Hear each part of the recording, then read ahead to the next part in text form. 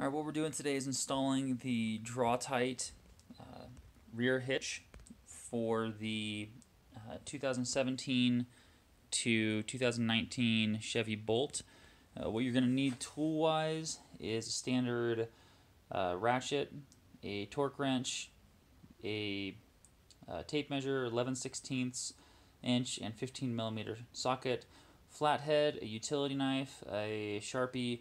What comes with this kit are the nuts, washers, carriage bolts, the spacers, as well as the fish wire. Okay, you're going to want to find some way to lift the back end of the car up. The car is pretty low. What we're going to do first step here is we're going to remove these screws right here. You just need to use a flathead to pop it off. There's two of them, one here, one over there. Pulling it up is pretty easy. See, it kind of fits right in there. You probably want a smaller flathead than what I have here, but you can use it to pop it out. Second hand here. Okay, and this is what it looks like once you've popped the head off. I got this side fully out, and this is what the whole unit looks like.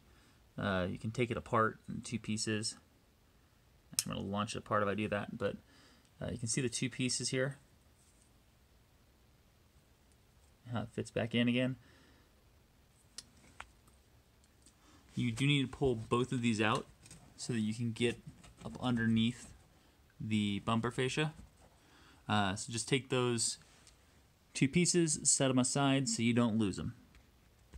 Okay, our next step here is going to be removing this 15 millimeter stud or bolt. When you look at it from underneath, you'll see it's actually part of the whole bumper assembly. So if you follow that along, you can see all the underside stuff here. Okay, it is 15 millimeters. You are going to need a long socket.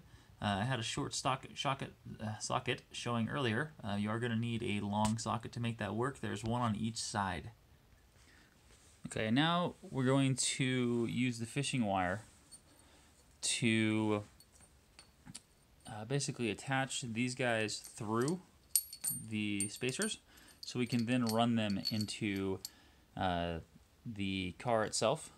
Okay, this is basically what we want to end up having it look like once we get it into the bumper itself. But we need to do, it's a hard angle to hold, so bear with me here. I'm kind of trying to balance it on the ground. Pretty crappy way to do this, sorry. What you're going to end up with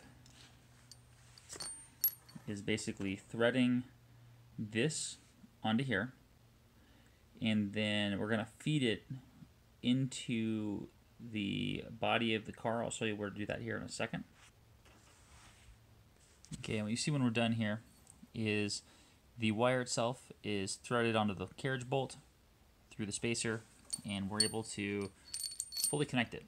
So we don't have to worry about losing it once we get it into the car. So now let's crawl underneath and I'll show you where to put this in. Okay, let's looking at our placement here. So we have the 15 millimeter bolt we took off. If we run down the frame of the car, this is the hole we're going into. Kind of get an idea where we're at. There's your rear coil. We're going to be putting the bolt in here, feeding it through first. Once we fed that through, then we're going to feed the spacer through. Keep your hand on the fishing wire the whole time. And we're going to pull it back so that we're dropping the bolt through the spacer. You'll see the carriage bolt has this nice square edge to it that fits very nicely into the spacer. So we'll basically get it so it's pulling straight down in here. So I'll go ahead and see if I can position this thing so you can actually see it. There's a 50-50 chance I can make that happen. Alright, looks like that'll work.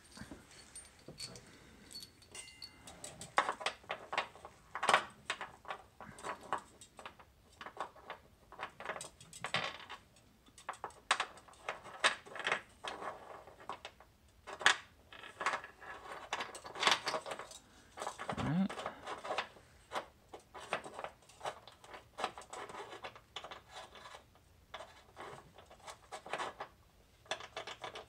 Alright, and they're solid. The bolt is squared up in there. Don't pull your fishing wire off yet. We want to make sure we don't lose anything in there.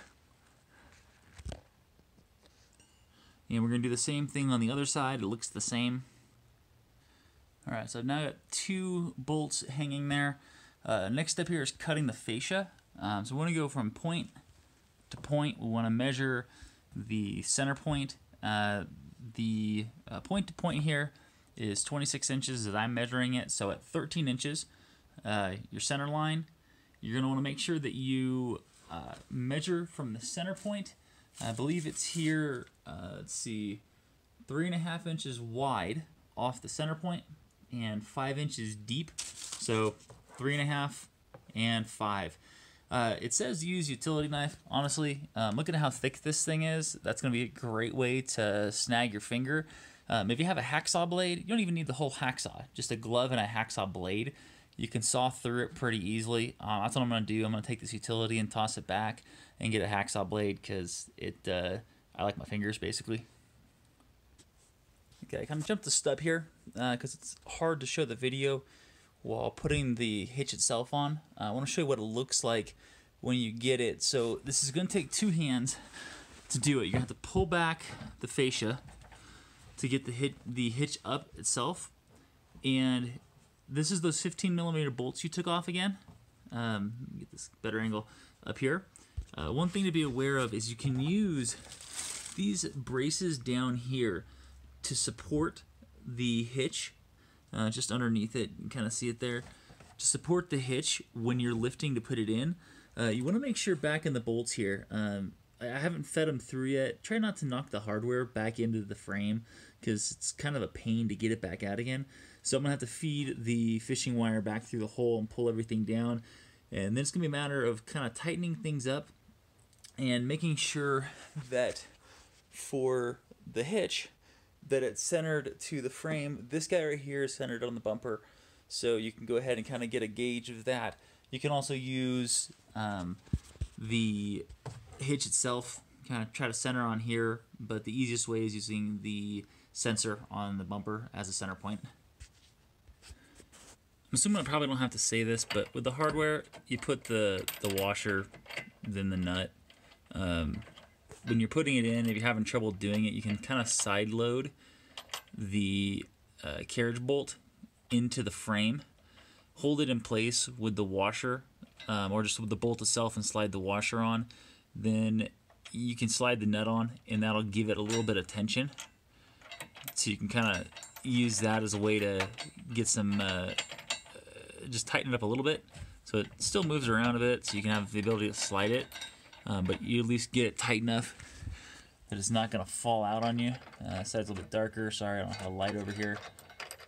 See how I'm just kind of pulling it to the side to torque it over. A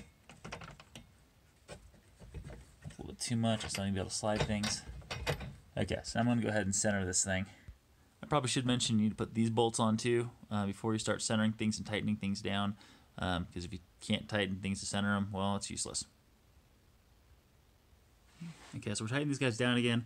You are going to need a long socket for these guys as well. I'll give you torque specs here in just a second once I get these guys tightened down.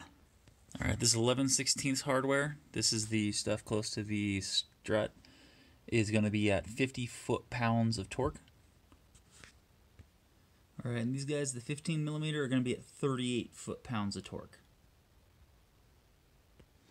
Alright, your final step is going to be getting these pins back in. Pretty easy. Feeds itself in and pop. The second one over here, if I can reach the damn thing. I pulled it apart by accident, doesn't really matter. Pull the first half in. You just line it up square. And pop. There you go. That's it. Hitch is installed, not rubbing, and go tow light things, or put a bike rack on. These cars aren't really made to tow things, but good luck, have fun.